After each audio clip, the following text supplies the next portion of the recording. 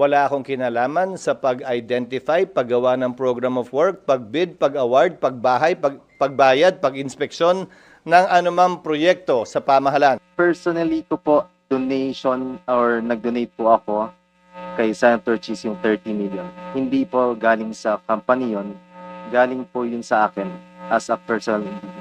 Si Villanueva ay dineklara rin sa kanyang sose ang donasyon ng New San Jose Builders noong 2022 na nagkakahalaga ng 20 million pesos. Si Villanueva dati nang itinanggi na may kaugnayan siya sa flood control projects. Isa pa nga raw siya sa nag-expose nito, 3 taon na ang nakararaan. Sinabi rin daw sa kanya ng New San Jose Builders na wala silang government contract noon. Pagamat sa ulat ng PCIJ, sinabing nakakuha ng kontrata sa gobyerno ang naturang kumpanya. Si Go naman, kinokonekta sa CLTG Builders na pag-aari ng kanyang ama at Alfrego Builders and Supply